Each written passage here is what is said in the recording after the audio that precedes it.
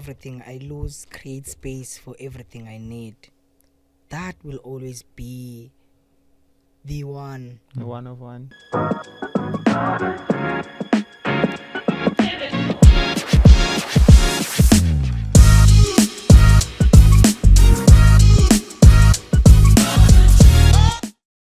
Yo, Morning. this is Gremlin. This is Kane. Welcome back to the Let's Talk Foreplay podcast. And very, very special guest in the building. Let's Yeah. welcome Seavhe, Yeah. the DJ. Is that your official title, Seavhe the DJ? That's actually that's my Yeah. name. That Okay. is my name. I was lazy, man. I was one of those guys like just put the DJ there and then At the DJ end. Siv. At the end, I was like, I'm creative. I'm not gonna put it in the In the beginning, it's not DJ Seavhe, it's Seavhe the DJ. Yeah. Amazing, bro. It's really cool to have you here. I Yeah. think for anybody that doesn't know you, I'd like to extend you the courtesy of giving your own intro. Cool. So you can control the narrative there, you know. Mm. Because I think between myself and Kane, obviously I've known you quite a long time. Yeah. Kane knows you from the DJ scene, but just for the viewers out there that don't know who you are, give us the 30-second, the quick elevator Ooh. pitch. Oh, the quick one, because I wanted us to go deep, because that's where it Oh, starts. we're getting I wanna deep, bro. Yeah, to We're just definitely get gonna straight get to deep. it. Yeah. Because we were talking about names, Sure. right? Names are something that are so important in our lives. Because I don't know, guys. Because I don't know. You know, in our culture, when you given a name, let's say your name means something, Yeah. and then we tend to do things. Let's say if my name is Siv, means listen. So that means at some point in my life, maybe I'll have to listen to follow my name. So some people get bad names, like a name, let's say, that is destructive name. And then now you see this guy now ends up being like, let's say we call this guy Danger. And then now 16 years down the line, hey, this guy is danger to the society because Because of his we name. call him, because of his following the name. Yeah. Living up You know, to which his is name. living up to the name. And Mm. people are saying, yo, Danger, if we go with Danger is, we know everything is going to happen because, Sure. you know, so that So- name thing, it's, Gremlin. you know, but Gremlin. you know, so yeah, I wanted to say the names are very important because it's introduction, right? Yeah. My name is Seavhe Ngadlela. It's my surname. I am a firstborn. So I have a mother and father. They are both still married. So I'm a firstborn. I have two younger brothers. So why I wanted us to go this way, it's because I wanted to bring my upbringing, because everything else that is about to come, it will go back to Where it started. where it all started. So when my mother and my father, you know, when they had me, I can say I'm a product of a teenage pregnancy, you know, because they were, you know, but I'm not a product, I'm a human being, you know, but, you know, it happened that time.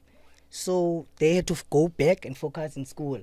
So as a child, I've learned that now that I'm old, that there's an impact, there's a thing that it does to you, because now your mom has to leave you to go to school, your granny now comes in to nurture you. But now what's happening in that process is there's a separation between you and your mother. And what happened is you will look for someone else that is safer, like someone that has a nervous system that is safe, that you can feel safe because you're a child, you're vulnerable, you know. But it doesn't seem that deep, because I mean, it's your mother is still young, they need to go back to school, your granny's there. But what it does though, when you are older, it is deep. So we're gonna get there. So I'm Siv, I am 30 years old. I just gave a bit of my background. I started to DJ in 2009.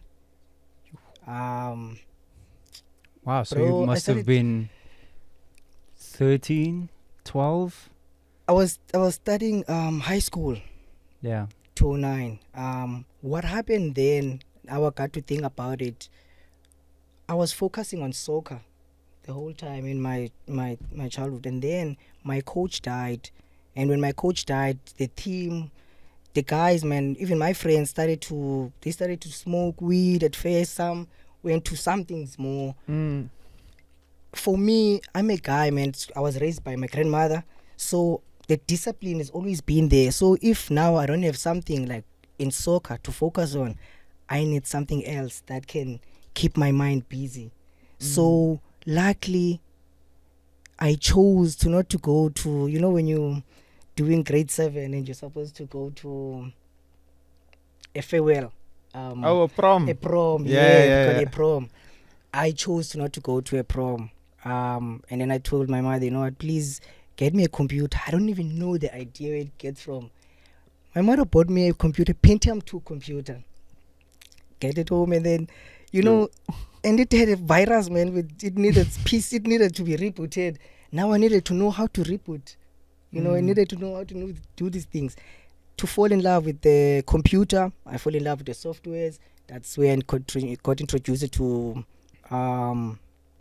Automix, to virtual DJ. I was just doing it so that I can keep my time busy. It had a lot of to do with, you know, as a kid, when you just come from school and you just go straight to your room, you take your food, you go straight to your room, you just sit in front of your computer. So my computer was my escape zone. So instead of doing other things, it was my computer. So shout out to that Pentium 2 computer, man. It helped me a lot that time. The reason why you Seavhe today, the DJ. Bro. And then people only knew Seavhe 2017. That's when things started to happen for me. But I started in 2009. It was just DJing around in birthdays, DJing in my friends' parties. We were hosting parties, our own thing. Back in the days, I started to do posters with Photoshop Corel. That was an upgrade. I started to do them with Paint. Do you know Paint? Yeah, the Windows. Paint app. And the nice part. Come to my party. Bro, the nice part. Word then, art. there was a guy that taught me how to invert. That's my to do an invert. That was my first effect. So I would take our pictures as boys and then put it there and then invert, and then it's gonna look like the same as the color of the thingy, and then I'll just write details, and then that's where this DJ thingy, and that's where people know Seavhe from, like DJs. Right? Do you sometimes look back at those days and think about how simple and fun it was, because there was no expectation and there was no pressure to succeed? You know, it was just experimenting. You had your virtual DJ, you had your Paint. It was just about having fun. And you know, sometimes we think about those days and feel like, oh, I wish it was still like that. And trying to apply that sort of mindset to how we run things now, because now it's like, you know, you have bills to pay, you have a brand, you have a reputation, you have, you know, expectations. So coming from 14, 15-year-old you to now, obviously it's been basically half your life you've been DJing, you know. True, and I'm sure you've carried a lot of experience in that journey.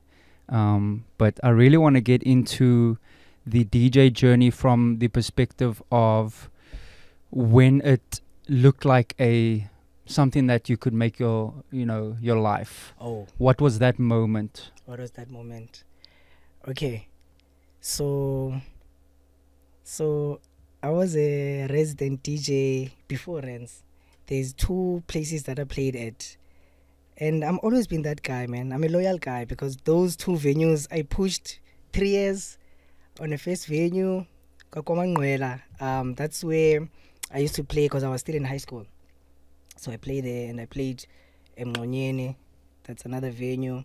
Sorry to interject. Is that an over 18 adult club? Or was it like under 18 or a bit of both?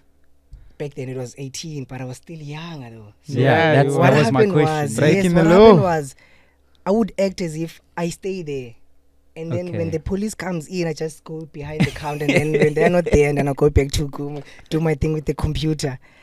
So when did it become, because I wanted to mention these residencies, because they propelled me towards Rands. They Sure. propelled me towards the competition that I've won, the Makoya competition. Yes. So there's 2016, 2017, that's when I saw it's real, it's happening. I just won the competition.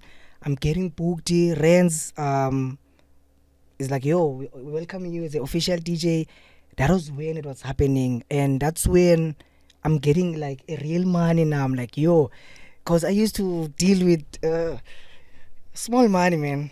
Like very like 200, because I was still in high school. Yeah. Playing with the computer. You want money for school fees, or you for what you call this, for lunch, Yeah.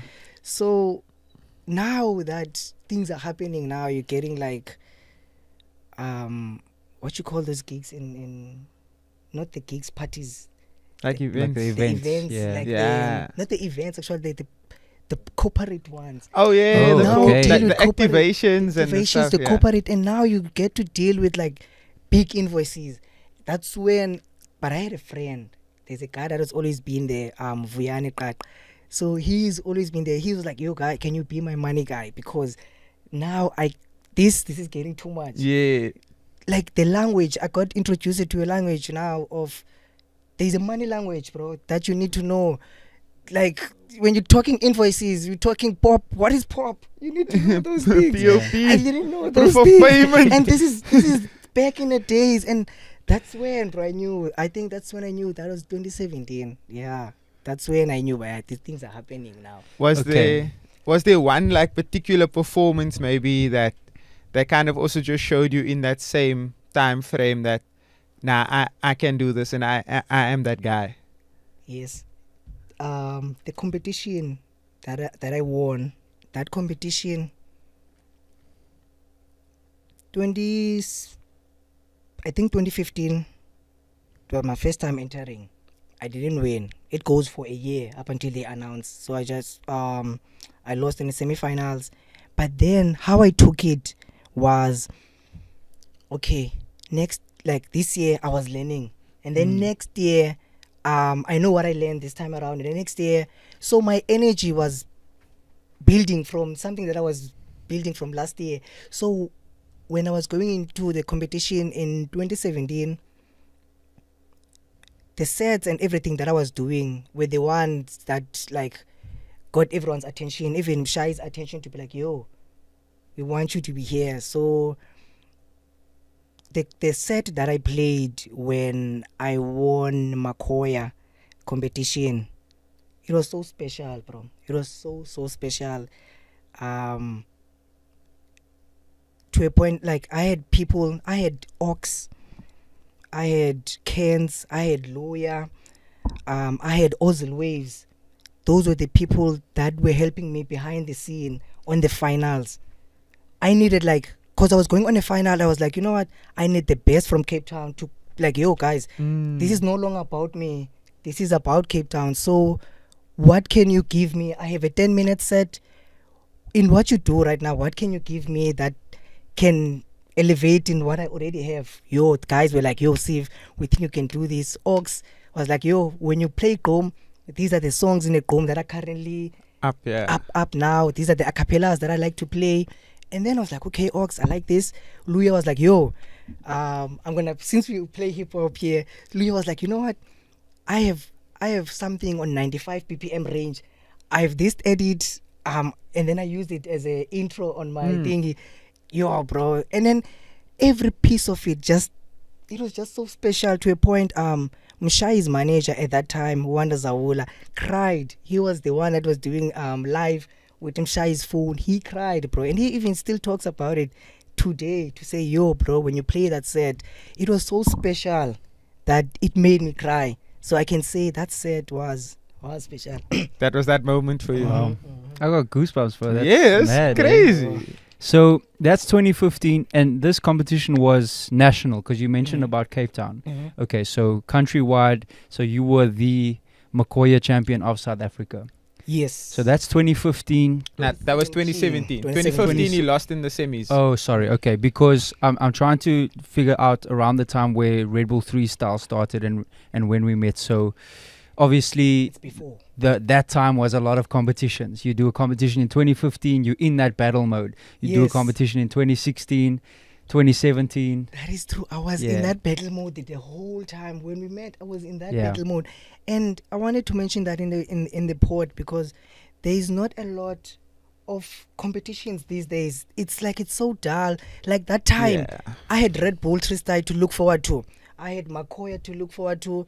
There was this other one, but I didn't like it. The one with the red square. There was that one as well. Yeah. Sorry, I have just something to say. When I see the battle DJ of Kremlin, it's like this mean guy. Like, you know what I mean? Like he's gonna say something harsh using the decks. I can't picture you being that guy, bro. You just look like Yeah. too nice of a guy. Just like Yeah, battle. bro. However, yeah, you say you just said it that as a mean guy towards the deck. So I am mean when it comes to decks, but you know, Yo. personality wise, as me, yeah. I had to learn though. There's a book that I learned, bro. The Subtle Art of Not Giving a F. Fuck. Everyone loves this Bro. book, bro. Bro. Like I've been It hearing spoke about to me, it. and when I read it, this is oh, Graham, I'm not sure I'm jumping too much, bro. Because now Go for it, bro. I'm jumping for I'm jumping to towards 2014 Yes. when the rewiring happened. I'm reading this book- 2024. 2024. Yes. Sorry, Yeah, yeah, it's 2024, man. I'm reading this book, but this is after I've already like started the journey. Mm. I came across the book via TikTok, bro. I read that book. Like, I felt like the world was like just off, and then it was just me in the book. Every time I'm reading, I would just lose my time, and I would just be in, and I could feel like as if I'm the one that's I'm the one that's in the book sometimes when I'm reading it. What it taught me was because of when I won the competition in 2017, you know, I'm hot, bro. Like, things are happening, you know. I'm always playing peak time. Rands is here. Gigs are slotting me peak time. It's like everything is it's in this image of like, okay, this guy's a beast. He needs to be in this. Yeah. Yeah, he needs, bro. But that is wrong. But it first looks good because you're playing peak time. You're like, okay, we're going. But in the long run, it's bad because now what it taught me was, at some point I couldn't deal with critics because now you just stay in that one time slot. You're just always playing bangers, and now you don't have time to explore some other shit, like soft shit. You don't have time for that. And even if they slot you, you're not good enough to make good shit, and now you're doubting yourself because you know you're so good at playing at night, and when you play Early. you're like, what What am why? I doing? What am I And playing? it fucks you up mentally because you know you're so good. And then now going to this book thing, when it taught me that in fact when people are saying bad stuff about you, go through that thing, try to separate their feelings from it, look the critique as it is, and then, bro, after that I was like, okay. There was this one post that there was this guy, journalist guy, that posted that, yo, this Seavhe guy, I'm hot, bro. Everyone is talking about me. This guy just wrote this one afternoon. This guy just wrote, this Seavhe guy, he makes his song too fast. Like, why you don't let a song breathe? This one time I was dancing and this chick there's this part of a song where a chick is supposed to twerk, but this guy mixes the song before that part comes in. I was so mad. But now, you see, it's a funny post, and there was nothing deep about it. Yeah. However, though, he posted that on Facebook, and then when people are sharing that, they adding their own things. Now now. other people are coming with Bro, more that stories. broke me, Yeah. bro. It broke me, bro, because now I was young. I couldn't deal with people saying those things, bro. Yeah. Now they saying it's their opinions about me, but still, bro, I was reading that shit. It did broke me, bro. And I remember writing Raymond a message to say, yo, I know, you know, people could write things and then I would just let it be. And then when I go on decks, I don't feel it. I would just, when I go on decks, man, as I said, when it started, decks were my escape. So every Yeah. time I play, it's kind of like that. Even if the DJing is the one that's causing me to have this breakdown, when I play, it's kind of still, it's like a trap that I'm in that it's making me good sometimes, can make me bad, but it's still helping me in the process. So, this critic thing. So with that post, when I read this book, Subtle Art of Not Giving a Fuck, and now I have an understanding of like, oh, okay, you have to go through the pain in order to go through the other side. Now I was like, it's about time. It's 2024, right? I'm learning on my journey, but it's about time. Let me go open that post. Let me go read them, but not with the mindset that I had back then. Yeah. Let me read these things, this shit now with the mindset now, bro, because remember, people are writing shit about you. That's energy. But now, that's what we talked about before the show. Yeah. That's energy. Now, I'm going back in 2024 with things that have been written about me 3 years back. It's still there even now. I'm reading it now and I'm channeling that thing now as in, oh, this is what they were saying. Okay, am I still doing that? Okay, I'm not doing that anymore. Okay, that's good. Okay, I am still doing this. I'm still doing this. Okay, let me try to elevate and improve. So now I'm channeling that energy that it's still there, it's still lingering, and I'm just channeling it in a way that it's For going s- to work for me. For self-improvement, Mm. essentially. You see? So it's all started with that book, bro. Subtle Art of Not Giving a Fuck, man. To every DJ, to every guy that is a creative, I would suggest they would read that. And to a man, after they've read that, I would suggest they read this other book called can I check my phone? I had to read it again because I just what is it called?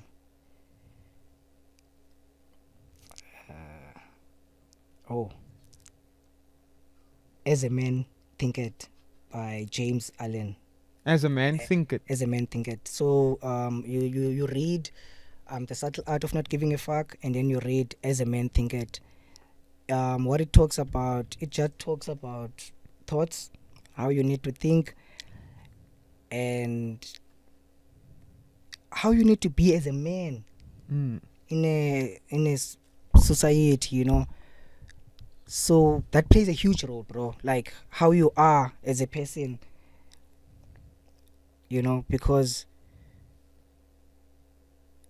let's say if I'm generating a bad energy, that means I'm gonna be spreading bad energy around. Yeah. you know. Ultimately, who you are as a person is what you are remembered as when you leave. When you live, yeah, because it's things that you were saying to people, things that you're doing to people over time. When we reflect and be like, yo, this guy is not a good guy, man. He acts as Yeah. a good guy, but the actions they don't say, the things he says, the things, So that book, because if you didn't have a father at home, that book will kind of give those type of guidance, because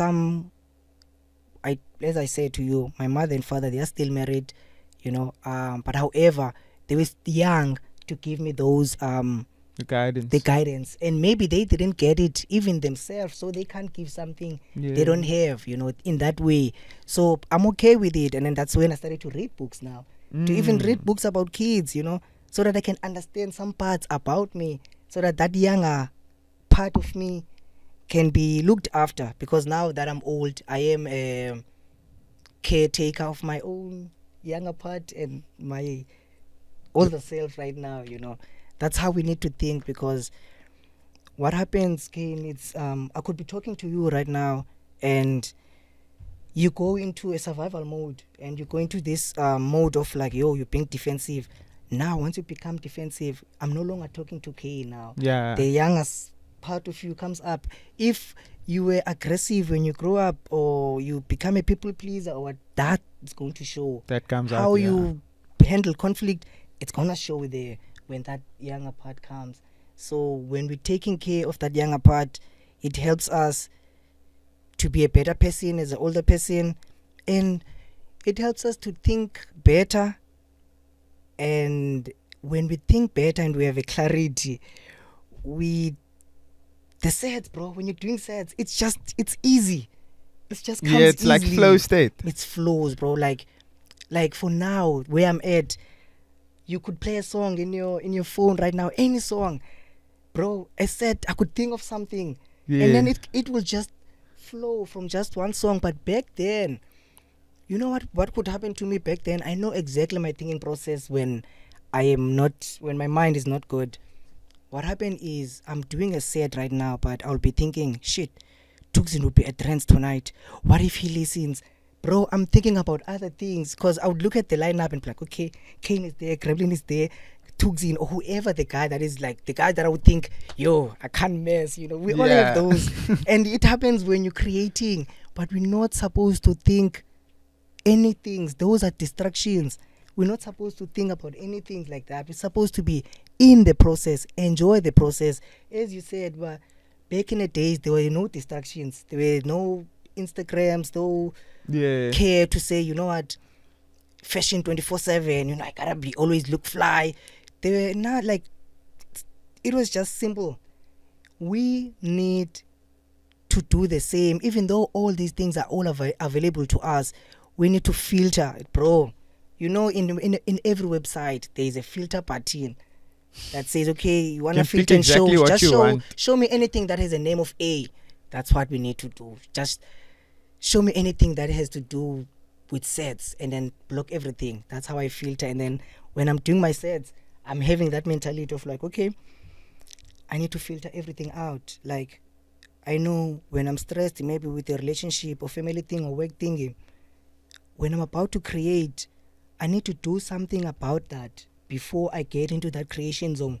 I can't receive when I'm stressed.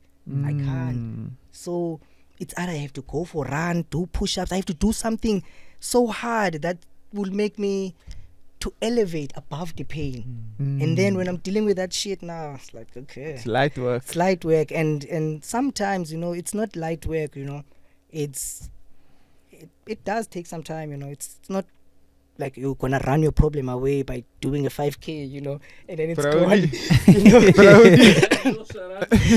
It's a run. I know, bro. I know you can't run your problems away. You need, at some point, you just need to face them. But however, emotions need motion. So when you do something, That's a fire quote. That's a fire quote. Emotions need motion. Emotions need motion. So when you do something, I would encourage people, just do push-up, do 5 push-ups, walk if you have to. I started with walk before running and doing push-ups. As you said, you started running and then you changed to gym. Yeah. I started to walk, bro. I could walk for an hour because, that time I had a lot that was on my mind. And it's in the same year, 2024, it's when I'm rewiring. So I'm dealing with my shit. And now my shit is like, it's coming out. And I have to deal with it as it's coming out. And I'm like, I would sit at home and be like, I already did my walk, but the thoughts are up. And I'm like, I have to go another 15 minutes. I can't. And when I come back, I would come back, bro. And I would write. I got these things here, bro, because I don't mind. Brody or whoever can take some pictures of some page here. I don't mind to share. Because I want guys to know that, how to journal, because I didn't know how to journal. So they can get the structure, be like, okay, I can do this. Once you get the structure, you put your own information there. It helps, bro, to my thoughts are here. So they don't have to be here. Now, when I want to be creative, I dump shit here. I dump all the shit here so that when I need to work, I have space here. Yeah. So I have this other quote that says, everything I lose creates space for everything I need.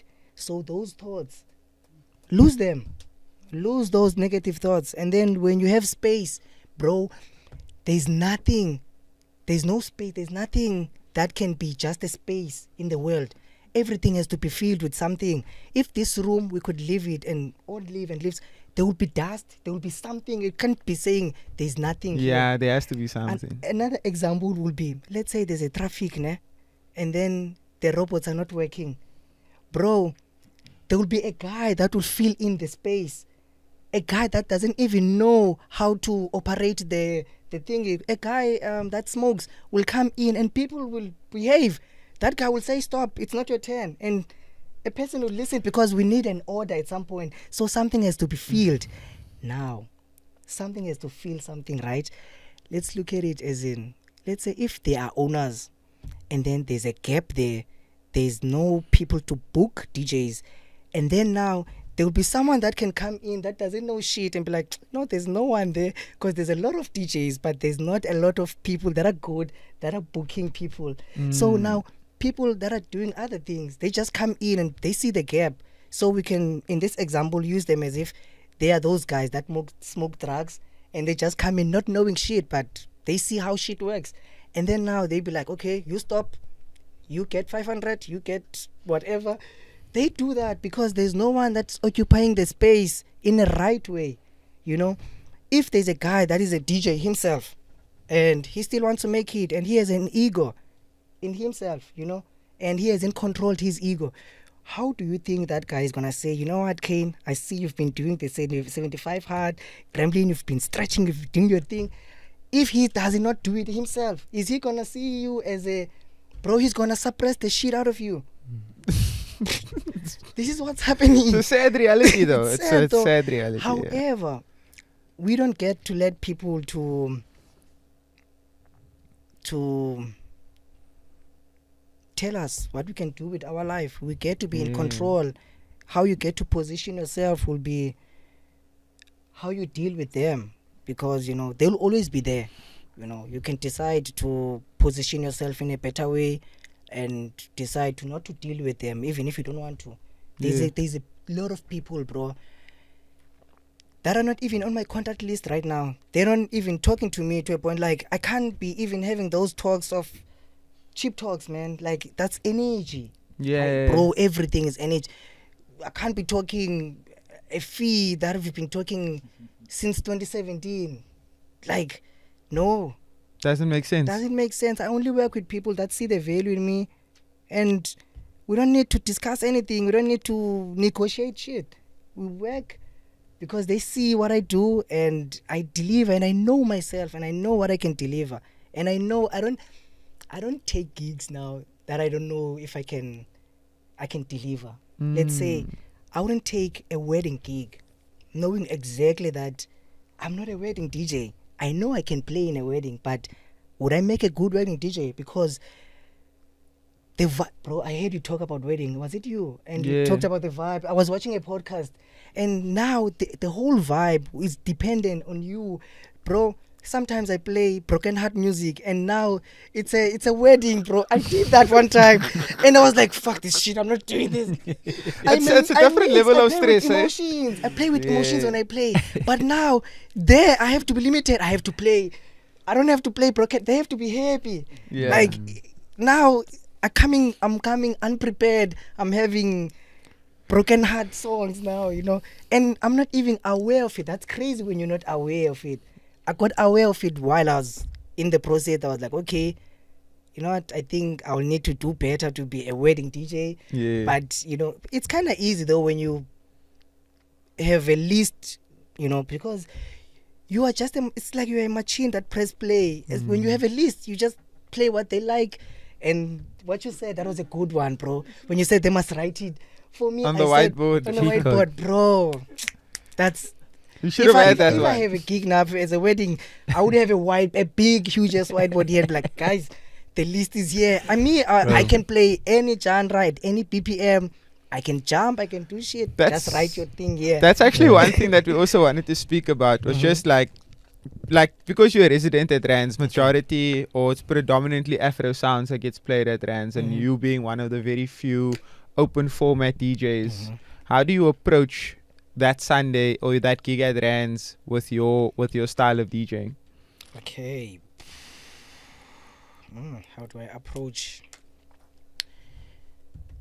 Bro, let me just first say this. There are so many ways to... Is it so many ways to kill a cat or Skin a cat. Skin a to cat, skin a cat yeah. or something? Yeah. Yeah. There are so many ways, you know. I'm gonna say what works for me. And this is a topic, man, that is a... What's the word? you know, when you talk about this set, Controversial. Controversial, because people are like, yeah, these hip hop DJs always playing the same shit and all that. Now you're gonna come here and talk and say, you do this, you think you're better and stuff. But what works for me is, as you guys said, Rands is Afro sound, play house music, go music mostly, and then you only have like sometimes it's like an hour and a half of hip hop. 30 minutes, maybe it's gonna be 30 minutes in a peak time, and then an hour for a build up around 4. So what built me was, because remember in 2017 I won the competition and I'm starting at Rands. I'm only playing peak time then. I'm only playing peak time. So now when you're doing something for a long period of time and you're not like, you don't have varieties, you're just doing like bangers for the longest time, it fucks you up, which is why now it ends up DJing playing the same thing over and over. Because what's happening is, bro, we have consciousness that is about 10%, the brains, because it's divided into 2. There's subconscious mind, there's a conscious mind. The conscious mind only operates around about 10% every day. When you sleep, it goes off, and then the subconscious mind takes everything that has been sent to it, So what happens is, when you have like this box of songs and you only play this box of songs, bro, whether you like it or not, whether you're saying it to yourself, but I'm gonna play songs that I knew, when you are there and you are playing, and then people are like, you get into this mode, because we need to explain it deeper now. There's this mode because we have a nervous system inside of us. In that nervous system, you get into this mode of let me just say, yeah, I'm not safe now because people are not dancing, and my motive is people gotta dance. Yeah. What do you think you're gonna do? You're gonna go back to your box. Go back to your box and go select exactly what you know. If I play Men Down or I play this, you know exactly. No, I'm guilty. I am guilty of Men Down, Rihanna. That's still okay, man. Let's talk about the for me, it's a baseless accusation. I don't know if maybe it's a Joburg thing, but the all I do is win. Yeah. Being a Cape Town the anthem. nonsense. It feels like that's crazy. Everybody just says South African hip hop DJs only play all I do is win all the time, and it feels like that's the one song that always gets pointed out. I hear you. We hear you fully. I don't think there's anyone else in the country that hears you more. Especially because you're at the same venue all the time. Yes, that as well. With a very specific demographic as well. You're not gonna have foot traffic where there's randoms. If people are coming to Rands, they're coming to Rands specifically for and Rands. that's their day. That's their spending day, the next 6 hours there. So I also speak from a bit of experience as well. Playing that peak time slot as a hip hop or open format DJ, you feel that pressure, man. You feel it. Yeah. If you feeling that pressure as somebody from there, imagine someone who's not from there. Me, bro. If I go slightly off of, what that box is that you talk about, you feel exactly that. You know what's the happening? nerves. It's the nervous system that's in you, because now it will want you to go to back what's safe, what is safe. Yeah. Now, what helped me over a long time, because I can't lie, man. I was one of those DJs that always goes back to those songs, that's banging, because I know it works. I know it works very well, So what changed that? We talked about, when bad stuff is happening to you, and then it just leads to good stuff, though. But it was meant to be bad, because there was a lot of relationship stuff that was happening on my side, that kind of kept me off course, So now, remember, I was focusing on DJing via computer, and I'm fully in on that. Now, when there's a girl in now, I'm focusing now, I'm leaving this. Now, that becomes a problem, because as a DJ, you get into a relationship. It becomes a problem because you get into a relationship. You start to not to take care of the skill now of the DJing, because you'd be like, I'm good, you know, I'm Kane, I'm Gremlin, I'm good Sid, already. you know, I'm a resident here at Rands, you know, I'm doing my shit, and you know it works because you know it works. That's why it always goes back, because you don't get to practice and do other stuff. For me, I think because of I was just going through it a lot. Now they're like, yo, but I don't know if they were saying this, but I think maybe at some point they were like, yo, we don't think he's fit for the peak anymore, so let's put him there now for around 4. You know, let's not get rid of him. I don't know, bro. I don't know. Can I ask you what year this was? Because I think this is really relevant to the state of hip hop. timeline, yeah. Yes, it's in it's around 2023, 2024. That's Yeah. You see, that does feed into I where think hip hop that goes. it's very easy to take that as maybe a personal thing to think, okay, maybe it's you. I mean, we've spoken about it endlessly. Yeah. You know, the rise of the beautiful sounds that have come out of South Africa has unfortunately put the hip hop and open format stuff on the back burner. So, yes, it is easy to think that maybe you weren't doing the right thing, but I think it's a product. It's a result Of the times, Yeah. Because like even with us, we found ourselves in situations where you get that peak slot and you're thinking hip hop, but then they hit you with the brief of it's R&B hour. You know, we want the people to sing, and then you also get the other side of the coin where you're the only hip hop bro on the lineup, and then it's also you're the only hip hop guy, but the box just play in that box. You know, You play see? the familiar ones, play what the people like. You see, for me, at some point now I'm with Luya. It's myself and Luya that play like other genres. Open 'Cause format, open yeah. format, yes, open format. Back then, it was just myself. There was a point where it was just myself, you know. So sometimes I have to go in 2 times, or I'll go 1 set, and it can be longer, you know. So what happened is, okay, they put you in the same slot. That is not good, bro. That is not good, because you get to be boxed. But now I wanted to get to this thing of like, how did I unbox myself in a way that I thought it was bad for me, because now I'm playing early, but now I'm like, okay, now I'm playing early, I'm no longer playing late. It hurt at first, Because you're questioning yourself questioning now, yourself, bro. Like it's kind of attached to identity, because now you know yourself as this peak hour DJ. Now all of a sudden it's like, you know, just go there, you know. It always goes back to how you take it, because how I took it, bro, was you know what, I think they let me play at 4 now because they want me to go build something there. Like daytime groove is not a thing.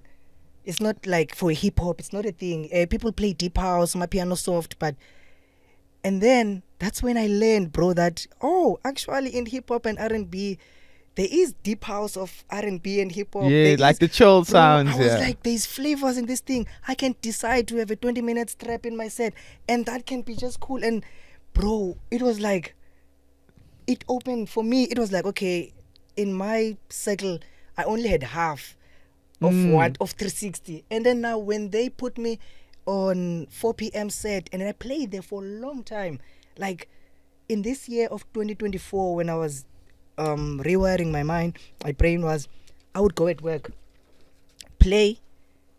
just play my set. Maybe I would stay for like 15 minutes and I'll go back straight home. When I'm going straight home, I would come back, watch podcast, anything that would elevate my Stimulate mind. you, That was just my life, bro. Go to work, you don't stay too long, do your thing, you come back, you focus on what you need to focus on. And now I'm like, okay, I need to watch more of these YouTube sets that are playing at daytime. Bro, I got to understand music in a way that there's dark music, there's light music.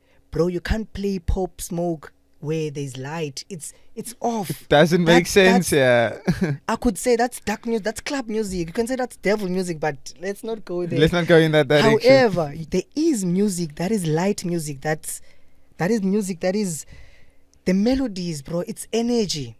It's like, for example, it's when you're playing a daytime set. Like now that I play a lot of daytime sets, I can't be wearing all black at daytime. It's killing the vibes.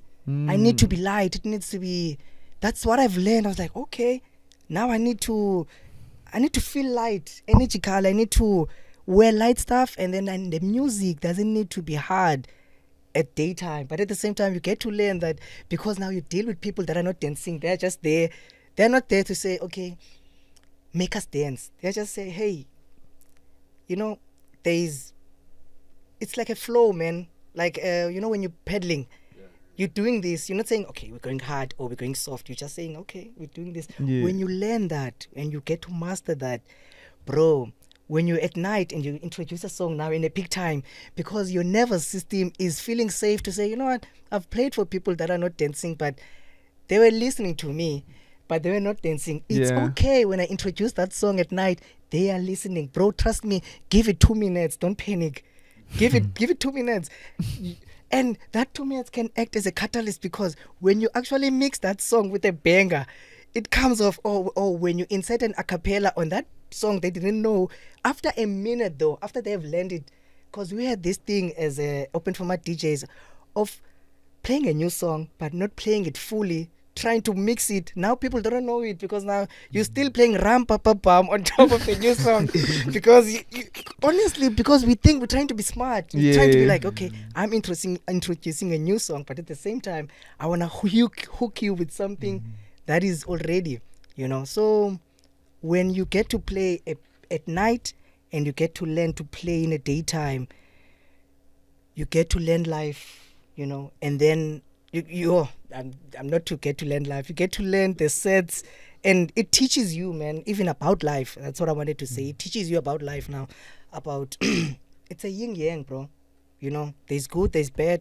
And there's good in the bad, and there's bad in the good. It's in dual. Everything is in dual. You know, there's up, there's down, on, off, masculine, feminine. It's either you're good, you're bad. You know, you can be in between. You know, so now what happened is, yeah, where was I going with this? But you know, when things are opening in dual, it's like knowing to play at night and knowing to play in daytime. Now you're having the full 360. It's like knowing, okay, it's like being aware that shit, I've been operating on a negative emotions for so long. Now let me shift it and learn the good side, positive emotions. What's happening there?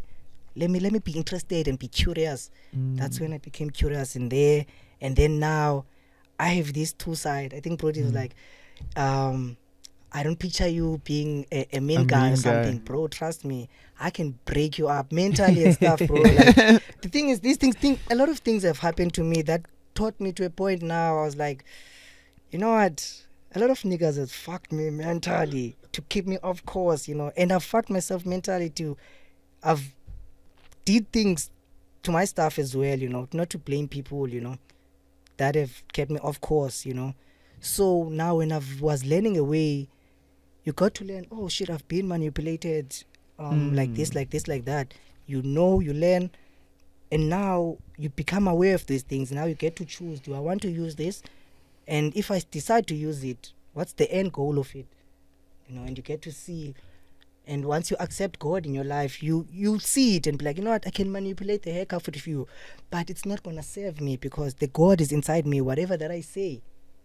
Because God lives inside all of us. God lives inside of all of us. So, which is why, bro, when we do stuff, when people no one sees, someone is seeing. You see it, God sees it, because, yeah. So, yeah. I think a big thing I've taken from that whole talk now about the duality is it's actually humility to take your ego from that big main stage headline slot and take a little bit of the knock to the ego. I don't know if you know this DJ, but he was very famous for his quote, DJ AM. DJ Cassie always talks about this from Durban. Starve the ego, feed the soul. True. Talks about that a lot. True. And I think that you having to go through that sort of ego death in a sense, we see it as DJs. When you have that taste of that, you know, that feeling, like you said, it is an ego death to go and play the opening slot or the afternoon slot. And the exact same thing happened to me. All of a sudden, I was playing up there, and then I was playing Rands 4 or 5 o'clock. Mhm. But what it does is it opens your mind to how to become a better DJ. Stretches it, man. And now you take that lesson in humility and you apply that and you keep that humility with you going up. The next time you get that opportunity, you're not going to mess it up. You're not going to take it for granted as well. True. So 2024 is when you start feeling this, shift. Yes. And what spurred you or motivated you to have that, like you said, rewiring your brain in 2024? Ooh, I love that question, bro. I love it because I really wanted to tap on it. Do we have time? Because there's a story, man. I feel We've like this got all the podcast, time, we have man. all the time. We got time, Yeah, brother. bro. Don't you let's- worry about time, brother. Let's talk, bro. Let's talk because there's a story behind it. Oh man. So 2024. I'm going to Eastern Cape. My brother, the middle one, is 20 years old. Then it's 2024, right? Yes. December. I need to be in Eastern Cape. He's going to initiation, It's going to do his thing. So I have to be there. I must be there. So now what must happen is I needed to detach from everything that's happening in Cape Town. I trained my mind a month before, bro. I don't know why I did this, but for some reason there was a part of me I was like, okay, I have to prepare myself mentally so that when I'm there, I don't have to think what Rands is doing. And that time Rands is throwing a lineup of Rands Sunday. It's like parties happening every day. And yeah, I mean, that's like, SAPC 1 was there, everything was happening. But I needed to tell myself that, hey, I needed to be there. So I started to detach. I went to Eastern Cape. Bro, when I came back, it felt like the chords were off, like from the DJing, from my workplace, from people around me, my friends, everything. Because now, when I was there, I was fully in there. And what I did was my phone was on purpose. My phone was on, I used to put it on flight mode. So I will be there in the mountains with them, and then when I come back, I'm reading books. If I'm not reading books, I'm sleeping. I'll go to a ceremony, but I'm just doing, I'm doing small things.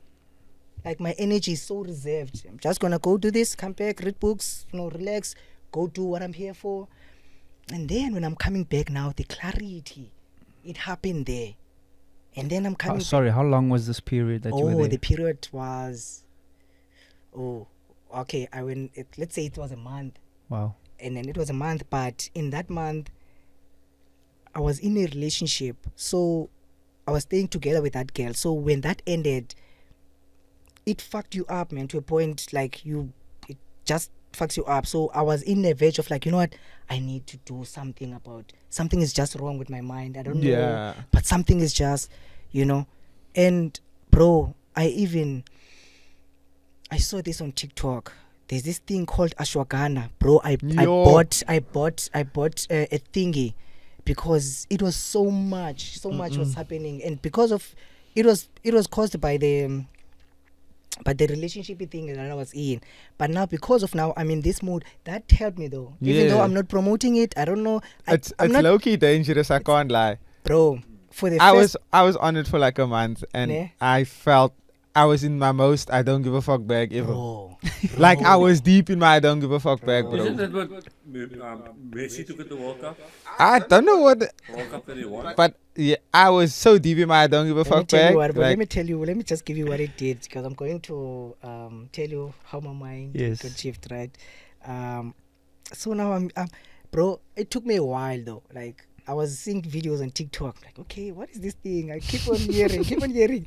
And once you start to search something, and the algorithm, it keeps coming. Like, let me try it. I ordered, take a lot, it came. Like, okay, you must eat in the morning, and then take it. And I took it, boom. Bro, okay, I went for the first time. It must go in your system first. So for the first day, you won't feel much. Second day, maybe third day. Bro, I was going in at Rands. Let's just say when I'm going in, you are coming and you are approaching me this way and you're like, yo, Steve, you good? Bro, It's like as if everything is filtered out. I'm just laser focused. If I told myself I'm gonna move here, I'm gonna go to the decks, whoever is, Yeah. bro, it's as if everything is cut out. For the first time, I felt like you in a long time. I was like, damn, I feel calm when I'm driving. But it's crazy though, because when I'm driving, I don't care. But that's the problem though, when you don't care, because now you start to don't care to a point whereby you wouldn't care even if something is coming to kill you. It makes you so chilled to a point. Yeah, but it didn't get to me to that to that deep. So I got that. I moved. Now I'm trying to say my mind was on the way of like, okay, I'm trying to focus, right? So I'm in Eastern Cape. When I'm coming back, my mind is getting clearer. I'm getting clear, bro. That ceremony, it uses a lot of money, bro. When I'm coming back, I don't have money for rent. I don't have money. Like I'm dead broke, and I didn't tell my parents because we were all there. We all used money, and they don't know. Even with them, they just know, we're gonna come back, work, Yeah. So I'm like, shit, I can't stress them. I can't say, yo, I don't have this. But now I'm like, okay, I need to organize gigs while I'm there. For that first week of January, after the festive, clubs used, okay, normally around where I'm from, places open for only 1 week in January, because people are going back to school. They will need to save for that, so the places would close in January and they don't open in Feb. I had to be mindful of that and be like, okay, I need to make sure I work in this first week when I'm coming back, and I make enough money to pay for my rent, to sustain me for the month. I take gigs as how I normally took gigs before. I'm doing my automatic thing that I used to do before. So boom, boom, boom. I had 3 gigs. Saturday I had, so Rands, we can't count Rands. It's a residence. They already like, yo, we already gave you your stuff, So I'm only like focusing on gigs now. So I had 3 gigs. I had a gig on Saturday, I had a gig on Sunday, and I had a gig on Monday. 3 gigs, bro. I had 3 gigs. Suppose in those 3 gigs, my rent is paid and my grocery is good, Wi-Fi, electricity, and suppose I'm even having money to, bro. I had a gig in Paarl on Saturday. I'm tired. I'm coming back from Eastern Cape, but I wasn't driving. My father was driving the whole time. But but being on the road for longest hours, and I'm coming on a Saturday and a Friday. It's Saturday. I had to drive to Paarl. I slept. I went at Rands to play, and then I had to go to Paarl. On my way back, the drive from Paarl. Is it N1? Is it what is it? N2? N1, N2. On that road, bro. That's when I was just thinking, okay, I'm at Paarl, they're gonna give me this much. Tomorrow they're gonna give me this much. Monday they're gonna give me this much. And I'm like, shit, the most of it is going to my rent money, and then I'll just have to sustain myself with just less. And I was like, no man, how did I get here? And I was operating like this the whole time. I didn't see a problem. But now, because my mind is clear, now I'm like, no, there's a problem here. But now I'm like, okay, we need to speak up, guys. Me in my mind, I'm thinking, let's just talk, guys, and be like, yo, if can you decide to like, yo, let's charge this much, and then tell them we're not taking this. I thought it was gonna be easy, but just talking about you guys, bro, I'm telling you, I told the guys like, yo, we don't need to move like this. Yeah. And I'm thinking, okay, let me go back to that. When I'm thinking, I'm coming back and I'm thinking, no man, this money is not gonna be enough, and I can't operate like this. You know what I had to do? I had to let go, bro. I had to let go. I had to say, you know what? I can't take this anymore. And it's okay. It's okay. It's okay. Like, and then now I have Rands. Rands is my baseline. So I did get money. I did get rent money. But I saw that there was something wrong. Then I decided to not take gigs anymore. That are not valuing me, not valuing what I do. But at the same time, I wasn't this sharp then. because of I was still going through it. So my DJing wasn't this sharp as it is right now. Now me speaking my fee now like that doesn't make sense to some people. Be like, fuck, we know you always play that set, so why you gonna decide now to just all of a sudden just because, you know? So I just decided, you know what, why I didn't take gigs in 2024 the whole year, bro, just living off with rents, go there, come back, go there, come back, and nicely cruisely living nicely. And I got to realize, oh, what was chewing my money all along, because Rands has always been there, gigs were always been there, and gigs were adding, but still I didn't see my money. What was it? And I got to see, oh shit, the relationships, the friends, the what, everything was just, I was giving, you know. And I'm like, no, man, I started to move alone. Let me go alone to these gigs. Let me, you know, if there's that one gig, I'll take it, I'll go alone, you know, and I'll just do Rands. And then now that I'm not going with friends now, the riders now, because I don't drink, I stopped drinking. Yeah, when I started this chain, I stopped drinking. I'm not gonna lie, man. I started to smoke weed.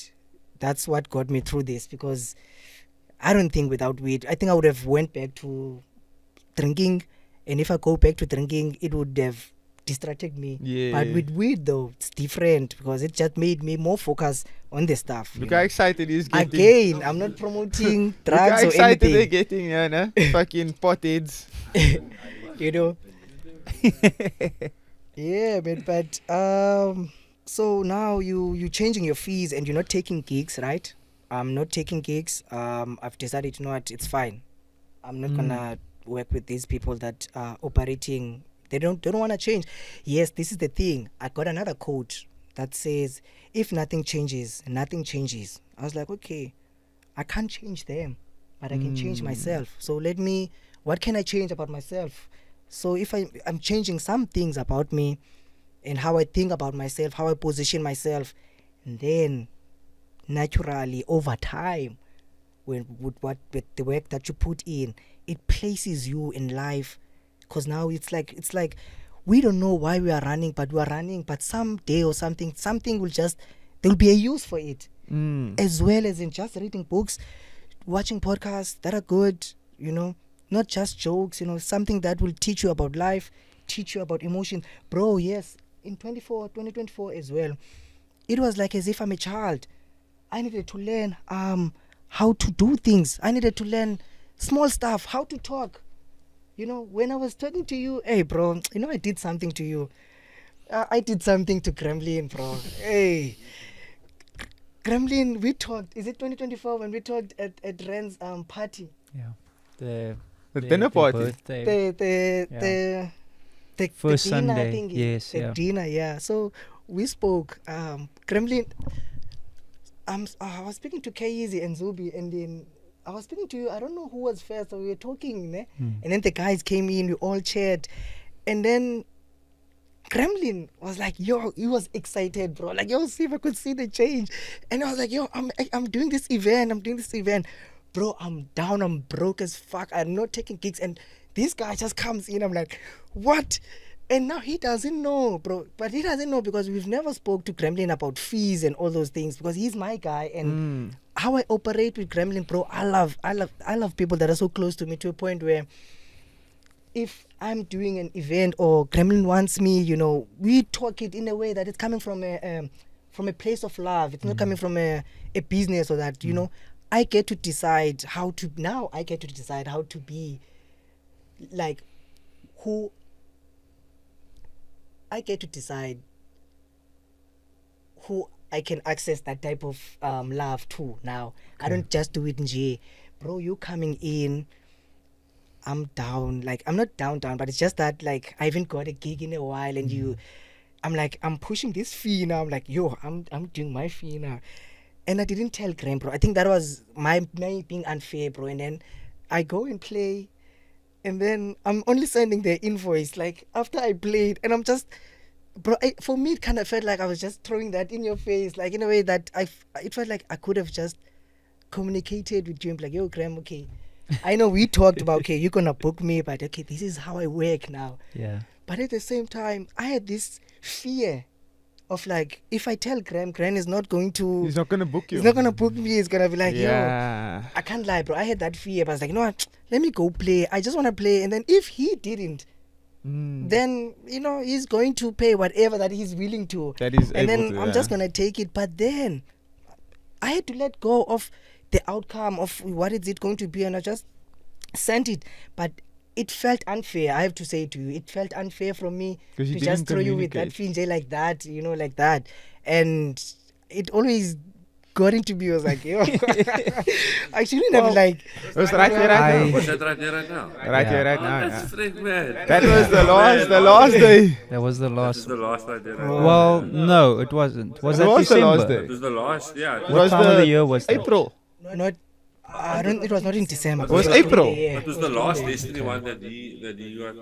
Okay. Yeah, it was April. Yes. Okay. So, Yeah. from my perspective in that situation, I don't feel anything that Yeah. you're mentioning now. I don't feel that at all. It Sure, was, it came from we worked on that event together, Brody as well, and we said we have to book him. Yeah, you know, that it's a was like no-brainer. that was like a no-brainer decision. Yeah. We were Yeah. looking at names. We were like, nah, Seavhe We has to have be to. on. We And we have looked to. at each other and we were like, nah, he You has to know. be on. No questions asked, no debate. Mm. Seavhe must be on. He was And- also working at that one. I Yeah, think. JTI Yeah, was we there were all too. there. So Sure. it was a case of honestly, you could have said maybe not R1 million, but you could have said whatever number, because number one, it's a level of respect. Number two, it is, we are preaching this mindset about charging your worth and knowing your worth, and we can't be the ones to now argue it Diminish someone's Oh. worth. when yeah. it comes. So People- we saw that, and I saw that, and I said 100%. Sure. you know, Sure. It was. We didn't even have to think about it, even if you sent that beforehand.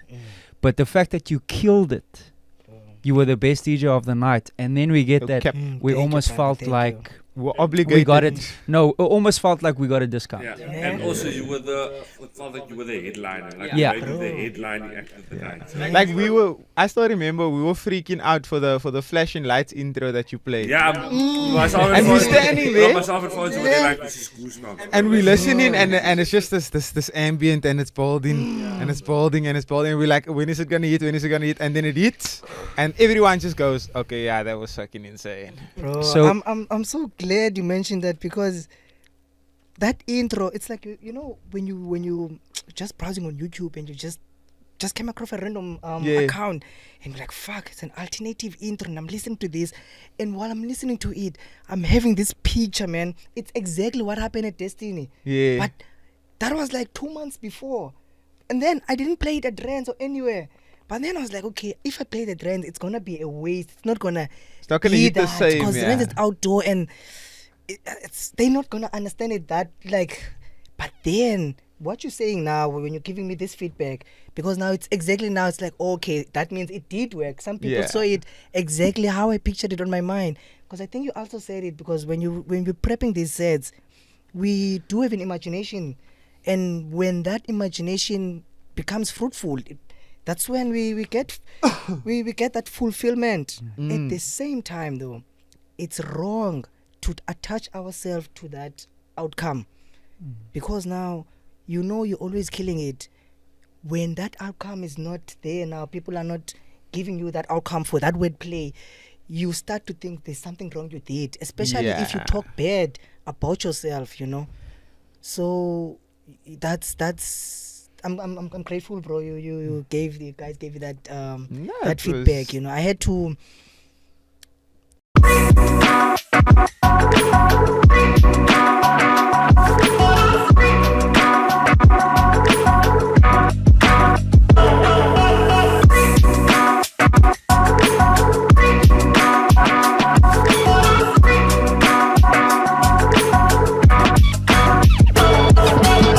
Bro, we are people, we are DJs, we are human beings, these things get to our minds, and it works with us.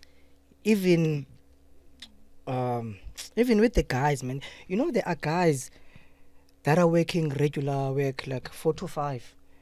How they speak sometimes to us as creatives, they speak as if they figured life out to a point like, Oh, okay, I got my yeah. 9 to 5, I'm I sorted, hate that you shit, know, bro. and you should go to 9 to 5, bro. Don't depend on this thing, bro. That's that energy. I like now. I don't even listen to that energy now because that kind of people are limiting you, even though they coming from a point of like, okay, we want you, we're looking out for you, we want you to have more, but the way they want you to channel that more, it's not, you know. We were talking about fees because I wanted to mention something about fees, because the time I took to take a break from taking crumbs, small fees, that taught my nervous system and my mind to say, hey,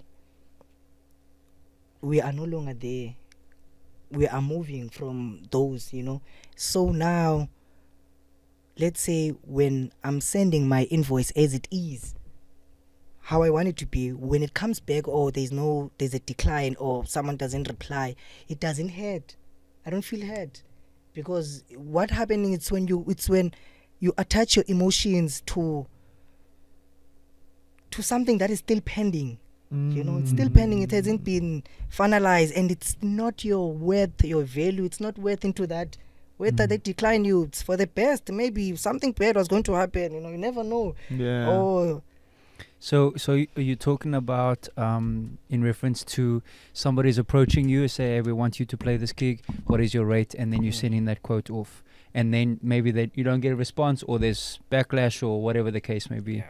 Yeah. I'm glad you brought that up. And Kane also just looked at me now, because we acknowledged that exact scenario a couple of weeks ago, where we both felt like there was a lot of interest in, whether it's Foreplay, whether it's Kane or Gremlin, a lot of interest, requests, and we had to change our mindset to understand that it's almost as if somebody's walking into a shop and looking at something, looking at a t-shirt, looking at the price, what's the price of what's, they're just finding out. We get excited as DJs when there's a request. And again, the expectation is request equals guaranteed gig and guaranteed. So let that request come in, handle it, and have no expectation of, okay, that means it's going to come. So it's our responsibility to keep working and keep the interest going, keep the shop open, keep the marketing going, keep the hype going, for lack of a better word, so that more and more people come, and eventually the right customer come in, bro, will say yes, because you don't have to adjust your price, bro, to the customer. Again, everything you lose creates space for everything you need. Now when you lose those clients, there will be space. For new ones. Something will always fill in the space. They can't be just nothingness. So now those clients, when they come in, you welcoming them nicely, bro, and they just come in. They are coming in, bro. But now there will be a point where, you feel it, you know. But maybe our journey are not the same, you know. But what I've experienced was, I felt like it was needed to go through it's not like I was not doing something. I had rents, but not to give that space, you know. That was very important. It's the same as in learning the night mode DJ and now learning the daytime mode. It's like now there's a balance with everything. When we're looking at it like that, you know, I've worked the road of taking small fees. I know what that is. I know where it ends, where it leads. I'm done on that road, and then now I'm taking this one, you know. So now you know what you're working with, instead of for guys that are coming in. It's good for them. I mean, they are just coming in, you know. You are still building something that you can work with. So with them, they can. But I was realized, you know, with guys like us that have been in the game and that are actually putting in the work, you know, learning, you know, mashups, doing those stuff, bro. Like doing live mashups, bro, it takes so much in your mental mind. Like when you're playing, people can be like, no, this guy is just pressing play, you know. But there's so much into it. You know where you chew that a cappella, you know, those things, when to play it. Some people forget when to play a cappella, and then it just goes instrumental mode, you know. They forget. We need to know when to hit that play cue button all the time, you know. It's like what it's like building Tetris or something. It's like playing Tetris on level 50. I'm like, or maybe playing Tetris at level 10 when you're playing a set, because it gotta stack.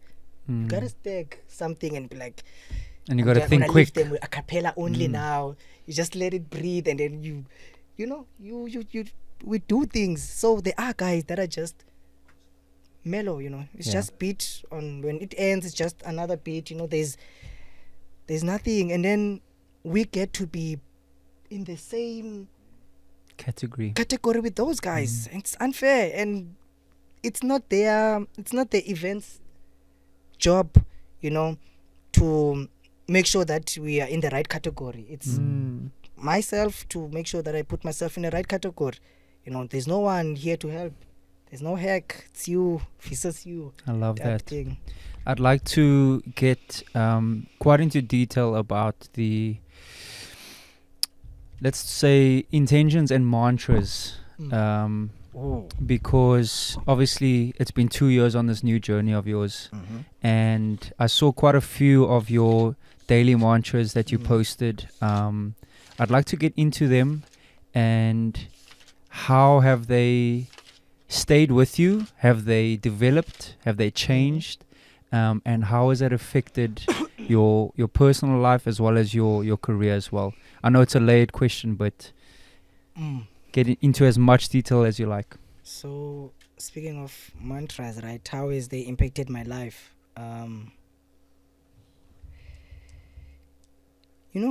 At first, Graham, when it starts, because it starts off with this thing of like, you gotta speak positive about yourself, and you gotta speak to yourself in the mirror when you're doing it. Let me first say this before going there, because you gotta speak to yourself when you're saying these mantras. As I said, I was in a relationship, right? In that relationship, I got to a point whereby I neglected myself. I didn't look after myself mentally, spiritually, emotionally. I was just, mess. And bro, there was a point I remember so clearly. I was playing at Rands. A photographer is taking a picture, and I'm thinking to my mind, while I'm playing, there's like people. You know how Rands is on weekend, man. It's full of people. It's full, bro. And then I'm thinking, shit. I haven't looked myself in the mirror in a long time. Like, I look myself to just say, oh, you look good, and I just move. I haven't, and now I'm thinking, the photographer is taking a picture of me. How am I looking? That strike me when I'm playing. And I'm like, okay. And I'm done playing now. On my way home. And I'm like, when I get home, I'm going to look myself in the mirror. Fuck this. I got home. There's a mirror, man, that you can move. I have it. So now, for some reason, so I'm in the toilet, I'm sitting. That mirror is in front of me. And I told myself I was going to look myself in the mirror. So what helped me was, so I'm sitting. As I'm sitting in the toilet and I'm looking at the mirror, I'm like, shit, this mirror is really dirty, bro. I don't think I've cleaned this shit in 6 months or whatever, bro. And I'm thinking my life is miserable because when I'm looking at this mirror, I'm looking at myself in this mirror every day, and it's dull. And it didn't clock in my mind that just wipe this thing. And I'm looking at it, but then I realized something. Bro, there's something when you look at yourself for a long time. Because I was done with whatever I was doing there, but I was just looking at the mirror now. And I just started crying, bro. And I just started to see some stuff on my face. Some stuff that I'm insecure about. I was like, okay. And then I just sat with it. And I just cried, bro. And I just cried. And I'm looking at it. And I'm like, hey, I don't know what that did to me. But then, I think it did something. Because now, when I'm talking these mantras and doing these things, it doesn't feel like I'm talking to the air. It feels like I'm talking to myself, because now I think there's something about mirror. When you look at yourself for longest time in the mirror, you'll realize that, because I'm single at this point in time. So when you're alone, I go to gigs, I come back. When you're alone for a long time, you'll be like, when you're doing these talks, it will feel like it's just there in the air, But now through the mirror work, when you say these things, let's say I'm gonna just raise a few, Yes, and you're like, please.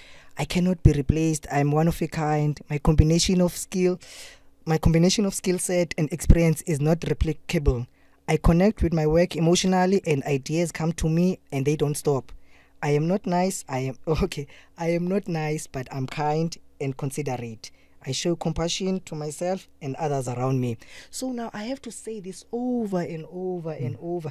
I would say this today, maybe, and then while I still remember it, I'll just say it, and then I would forget about it. But then it's in my book. Well, let's say when after I smoke, I'll be like, okay, what can I do? Some days, and electricity would, there was a load shedding thingy, and then my phone would be off, and I would like it when my phone is off, because when I'm bored, I'm going to these, or I will go read a book.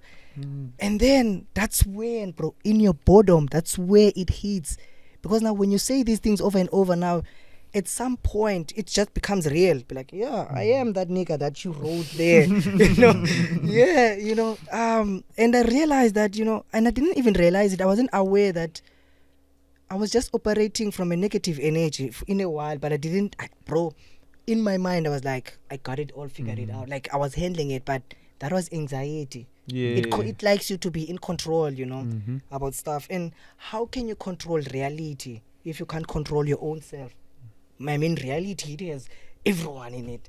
And why would someone even attempt to control the reality, bro, of someone else's life? So yeah, the mantras, bro, they work, especially after you do the mirror. And I didn't even know it's called the mirror work. It just happened based on the story that I told of, like, I haven't looked myself in the mirror in a long time, and I was like, let me look myself in the mirror. You're not gonna like what you see first, but then, bro, at first I didn't like take selfies. For some reason, I don't know, there was something funny that I see in myself. But after that, bro, I would take selfies in any angle, whether I look light, I look dark, fuck it.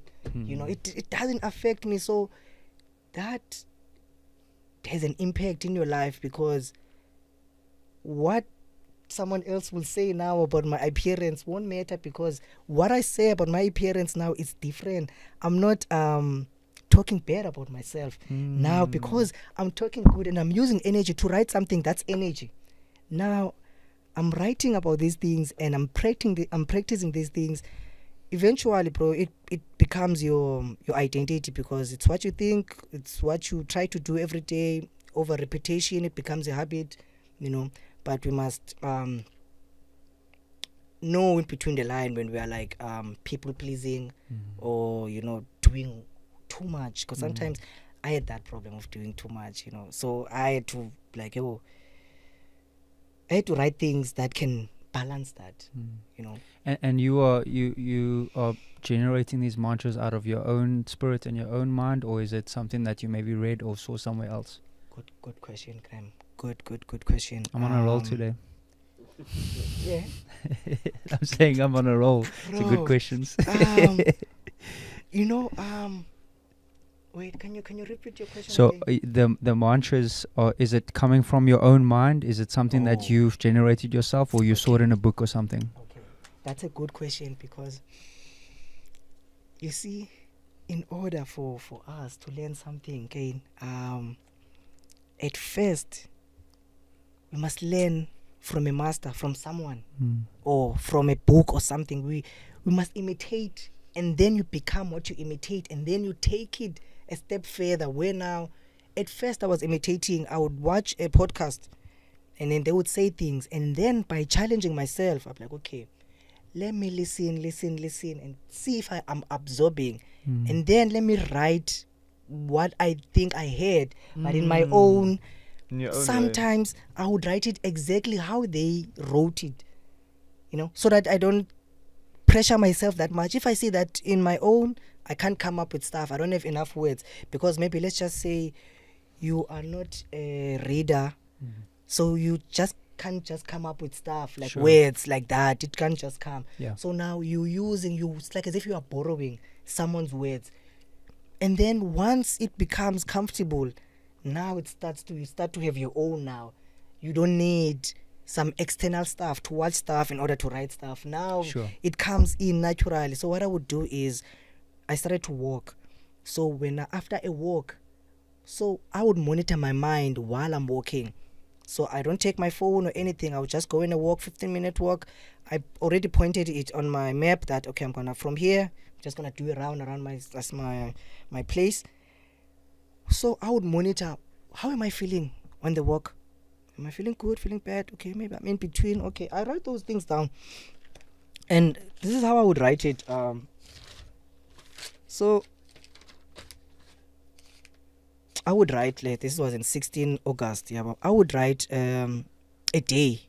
It's Saturday, and I would write self-care. What did I do? I woke up and I meditated for 20 minutes. If I didn't meditate, okay, did I do push-ups? Did I go for a walk? That's part of self-care. So that's like taking care of myself spiritually before starting my day. This is when I'm about to start my day. And then I go for that walk. When I come back, I write inside. And then from there, I would be like, okay, this is how I was feeling when I was taking a walk. This is what came on my mind. Maybe at that time, there's a relationship problem or family problem or work problem. And I would write, thoughts about work came in, and what was it? Who was in those thoughts? And, how is your relationship with them right now? You work around about it that way. So now you see, it's about you. So you're writing. It's not like you're borrowing something. You're talking about your life. And it's easier. You're doing it after you did a walk, after you did a run, or after you did a push-up. Your mind is clear. It's easy to write now. Instead of like just sitting there at home, like, what can I write? Because I heard on the podcast that I must write a journal or write something, and then you not know. So at first we need to borrow, because nothing is new under the sun, bro. We always copying some stuff, So instead, let's copy the good stuff instead of copying someone buying Hennessy and all that. Now let me copy that guy that is writing a journal or something, So, having said that, I like that you said that, because it's always going to stay with you more when it's your own interpretation of it. Having said that, I'd like to have let's go top 3 mantras out of your head, the ones that you can just say, that roll off your tongue, that stick with you through this journey of the last 2 years, and maybe the ones that have had the biggest impact on your life. Top 3. Top 3. Or even just number 1. But Yeah. I'd like to have 3, because I have a feeling you have 20. It is, yeah. Graham. Most of them, I've mentioned them, there's this one, man, that I like so much, man. There's everything I lose, create space for everything I need. That will always be the one. The one of one. The one, because it grounds me in a way that, when I lose something, maybe it's not really a loss, and then now I get to channel it differently and better, they will come. I love that one. I think That's so good. Yeah, I love that. I think we could possibly encourage our viewers to go and follow you, and because you obviously sharing a lot of this Yeah, you share on on your a daily. Instagram, Yes. and Hey, I had a 7K this morning. yeah. I had a 7K. Bro, and I'm coming Strava's from, going I'm coming crazy. from, I was playing in Beaufort West on Saturday, and we're out Damn, in Eastern bro. Cape, and I came back like, let me just do. Yeah. So another big thing that you encourage is the 3 wins every day. Talk to us about that. But The 3 wins: The 3 wins, mental win, spiritual win, and physical win. physical win. So this is what we need as human beings. We need structure. Without structure, we are a mess. Without structure, female, male, we all need structure, bro. It just, so the 3 wins are what's going to set like an intention, or to set the vibe for your day. When I woke up, people do different things. We have everything in the world. You can decide, I want to pray, or I want to meditate, or what else do people do? for spiritual thing, you can journal as well. I think it's part of it connects on the spiritual, I think, because you want something that it's just you. There's no phone or external thingy or someone else. It's just you, because what it does, it builds trust towards yourself, bro. When you trust yourself, like, people can trust you, but when you trust yourself, it's a whole different ball game. So what it does is, I always make sure, with me, I got introduced to meditation via mindfulness. There was this lady on TikTok that was, bro, I just woke up in the middle of the night, my phone was on TikTok. You know, when the phone is on TikTok, it's just scrolling. You fall asleep or You something. fall asleep, yeah. And then when I woke up on a live. This white lady is explaining mindfulness in a pie chart way. Like, it's just a pie chart. Bro, I'm a visual person. That helped me, and that helped me to know that, oh, actually, when a person is talking and they are demonstrating what they're talking about, it makes so much sense to me than just words. And I was like, okay. I was in a state of burnout that time. I was creative-wise, nothing was happening. I was just forcing. Yeah, you know. You know when you are burnout, you know it when you have to go on YouTube in order to make a set. You just know you're fucking burnout right now, because you need an inspiration from. You just know. Yeah. So I was really that burnout, man. And then that lady explained mindfulness. Through mindfulness, and I knew about, okay, in order to get into that peacefulness, you need to do meditation or praying. So that's when I was like, okay, in order for me to serve my spirituality, I need to learn about spirituality, and then I need to do meditation. And then someone can replace that with prayer, or search what else people can do on when they try to do that. On a mind, these things, mind you, these things you do them when you just woke up. And then for your mind, you read books, what else do for people to clear the mind? Crossword, you can do Sudoku.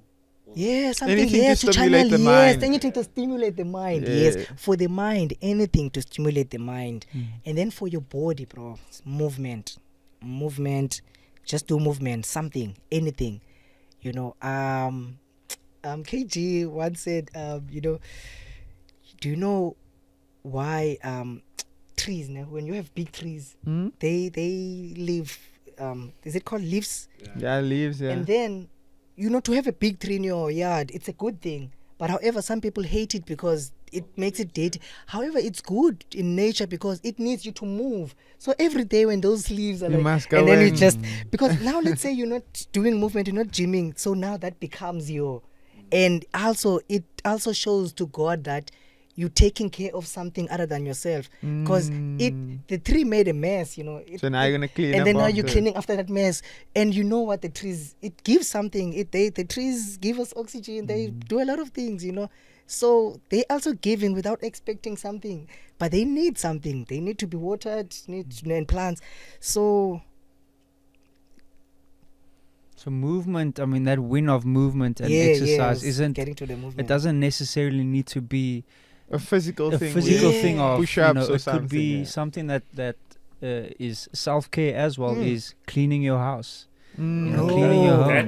That is easy. And that's physical, yeah. No. Look, you can spend a good 3 hours there, bro. Bro, there are things that are very important as well, ne? To just, as a person, and you get to learn this when you get to spend, when you spend a lot of time alone. When you are in a house, ne? In your own house, what's happening is, what makes you happy? What makes me happy is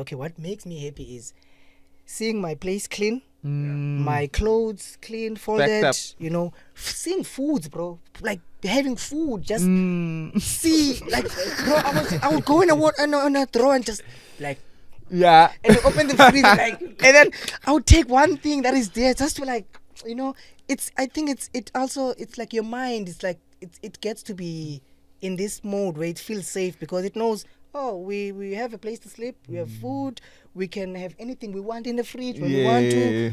We have clothes are clean, they are folded, you know, our life is in order, and then now you have space. Yeah. Something is gonna be filled into that space. But now, when you have a lot of things, like I'm thinking, shit, I need to do my laundry. Shit, I still need to take my car for this. I still need to do this. You have a lot to do. Now you have nothing you have no space to do some other stuff. So It's not only clutter in the physical sense, it's clutter in your brain as well. Like I've got washing that I need to pack Go away. sort out the And new every time I now. walk past it, it's been a crazy weekend. triggers. And it literally is like, yo, I need to Yeah. get that done. Sorry, Ken, I feel like I'm taking all the questions here. No, man, no, but, no. I'm enjoying what's happening here personally. on the That's not how you spell rap, by the way. Yeah. Did I wrap it up? That's not how you spell rap, bro. So Nah, that is the point. So we've been encouraged by some of our listeners and our viewers to actually have longer podcasts. Okay, So, that's good. but our technical team is yeah, not. technical team, they they're not don't love having it. it. We've reached that limit. Oh, memory card. Nah. Oh, battery's gonna die. Okay. That's cool. No, it's cool. So, I want to go through our list quickly, just so that we cover everything that we wanted to cover. But on the topic of meditation, so it's not easy to get into meditation. It's a very difficult thing to be still. And I heard something very cool about meditation. An explanation or interpretation of it is to become familiar with. So yes, that's true. to become familiar with yourself and to just tap into that stillness and not to be still and stop your thoughts, but to be aware of your thoughts, to know that it happens, and just almost imagine it like you're sitting on the side of the highway and it's just traffic. Every thought is just a car going past.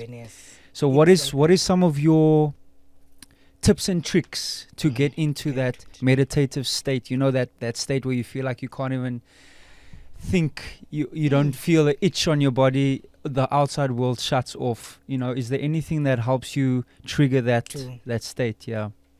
Okay, so since I've been doing it, bro, I'm doing it every day now. I'm very much consistently, especially now. I'm worse now on it. Like my hours or my minutes is. So what? So are you saying it's become worse? It's not worse in a just wrong way. It's inconsistent. becoming like it's becoming good in a way that Okay. like You meditate for half an hour. not for another hour. I could do 40 minutes, bro. Wow. Clean. Now, that's something. You That's know, I could do 30 incredible, minutes. man. So, yeah. You know what I would encourage is there is music on Spotify. I'm on Spotify. Yeah? There's this. Just write calmness.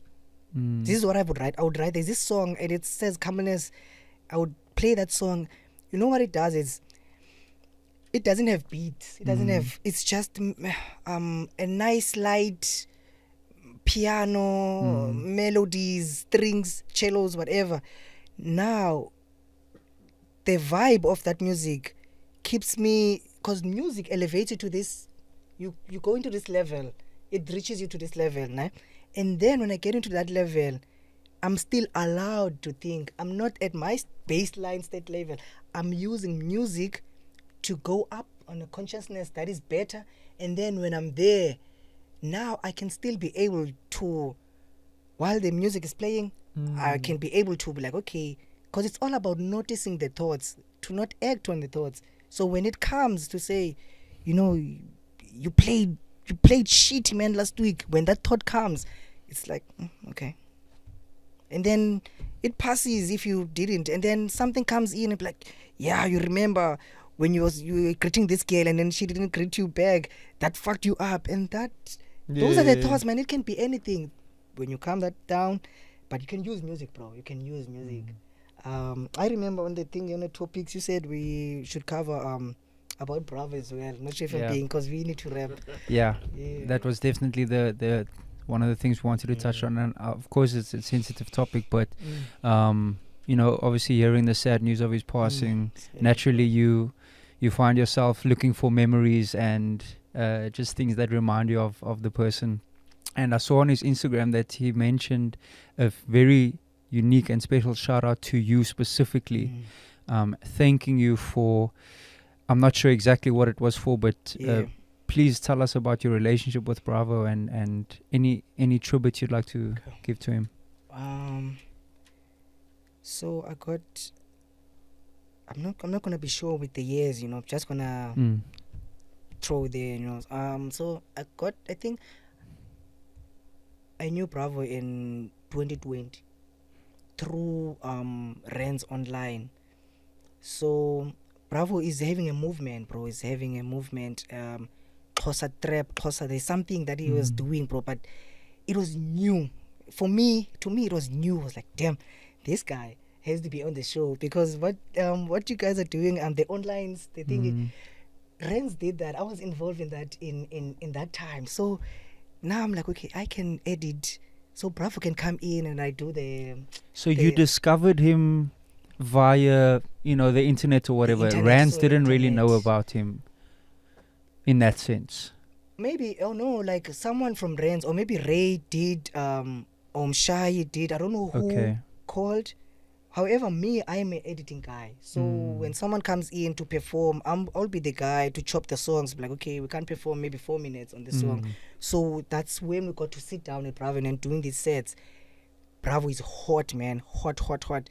The kids in the streets, man. Everyone, the energy is just.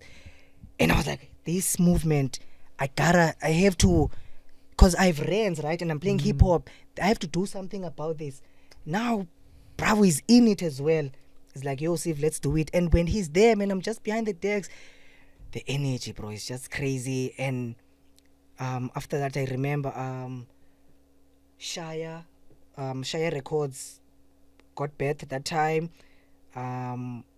They signed Bravo. During that time, now I remember we had to go to Channel O to play in the Lockdown lockdown house party. We are there, bro. We playing the same set as Bravo. We're doing the performance set first, and then the set later on. Again, we're chilling at the hotel, editing, performing the set later on, bro. With Bravo's passing, bro. This is what hit me is I've realized that we don't know each other. We do not know each other. For example, Kane, let's say, or Graham, you only know Seavhe as a DJ, but you don't know me, because now I've realized I only knew Bravo as Bravo. I didn't knew Bravo as his name, as him, and I've never actually got to sit and actually talk to him in that deep, How didn't get a chance to do that? Because I myself didn't know myself. When I say we don't know each other, it also goes to a point but we also don't know ourselves.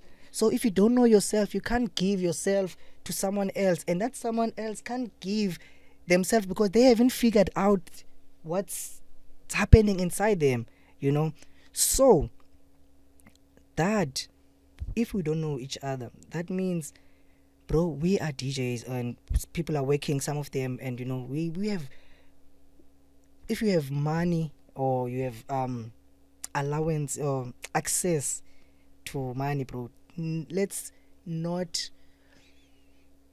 go to therapy. Let's do therapy. If you can, diagnose yourself, do your thing, do it safely, have people that gonna be safe around you.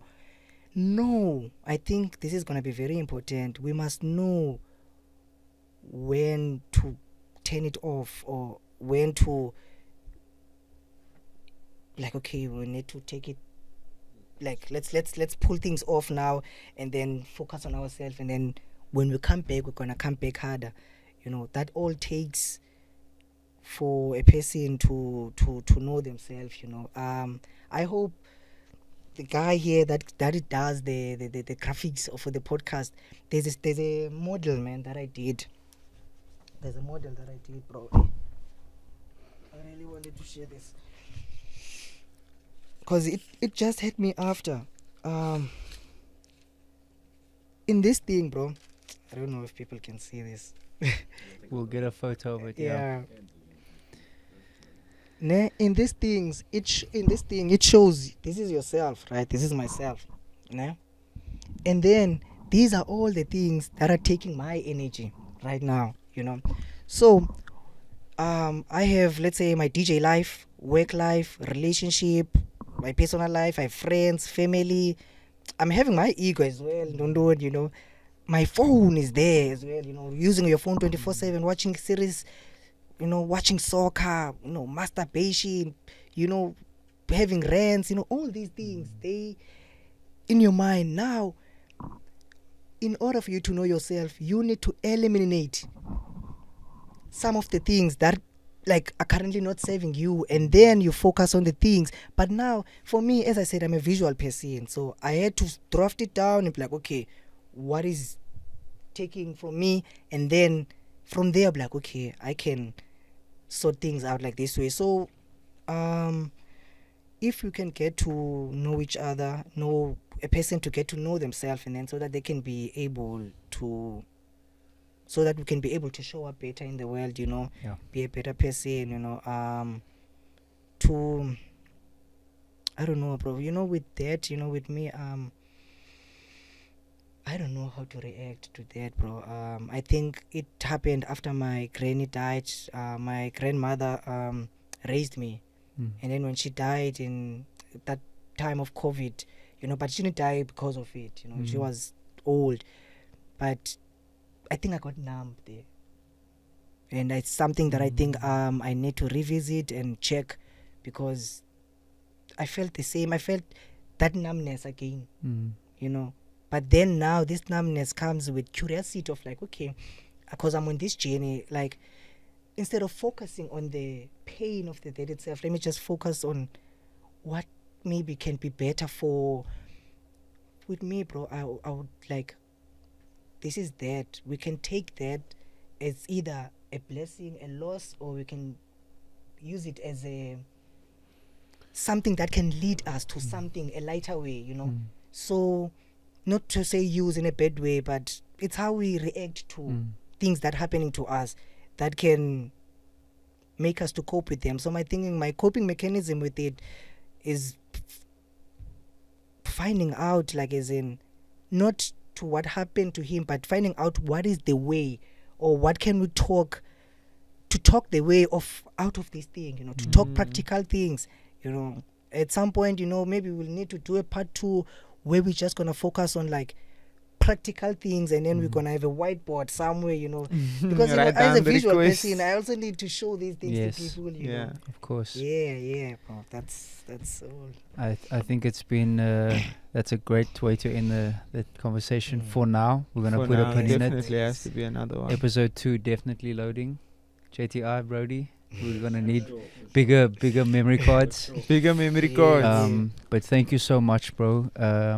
Honestly, we could sit here for hours and hours. I think your insight and the lessons that you've learned is so important, because now you're able to share that. Kane and I, we had a very serious sit down at the end of last year, and we applied a lot of these intentions, and we still are, a lot of these mantras and intentions to our personal lives and our businesses and relationships and all of those things. And this conversation is like it's like a massive wave that is just, that we're going to ride now, because it's so motivating. It's so inspiring as well to see the growth that you've experienced in this process. And we were, 32 days in, and it makes us excited for us to come, what's to come, and it's never ending as well. That's the beautiful thing about it. It's not there's no end goal. It's a never ending journey. Because this journey of let's call it self-help journey, it's an ongoing thing. It's it's like a plan, man. You're watering yourself now, because now that energy that you were channeling it outward before, that I was channeling outward before to other people, and it was not returned. Now I'm running, I'm meditating, I'm watering myself, and I'm becoming better and better and better. I'm not selfish, but maybe I am. I am. It's okay. So it's good intention, it's okay. man. I'm intentional about this selfishness, but as long as it doesn't make other people to feel small.